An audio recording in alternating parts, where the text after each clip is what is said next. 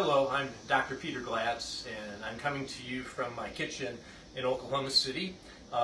Today I'm going to demonstrate a very simple fermentation project. We're going to ferment blueberries. Now, blueberries in their fresh, natural state are a very beneficial, nutritious berry. We're going to ferment them and increase their nutritional benefit. Now, our goal here is to add salt at the ratio of 2% by weight. I have a real nice kitchen scale. I would encourage all of you who become involved with fermenting to get a kitchen scale. But for those of you who don't, I've measured out how many blueberries will fill a mason jar right up to just right below this little rim here. We want to leave a little bit of headspace. And I weighed out these blueberries and calculated how much salt I needed to add. And after weighing out my salt, I found it to be about 2 teaspoons.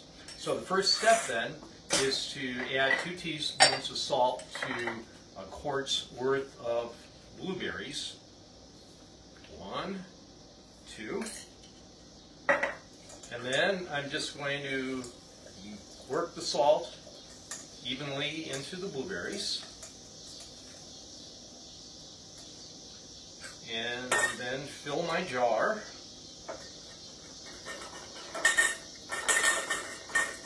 Now, as the blueberries ferment, they're going to give off a liquid, and the blueberries will have a tendency to float to the top. We want to keep them submerged below the liquid level. So we're going to weight them down with a Ziploc bag that I filled with some salted water.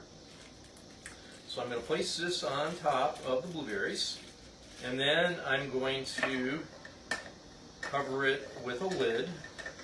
This is a special lid designed for fermentation, but you can use any lid. You just don't want it tight. You want to leave it loose so some gases can escape.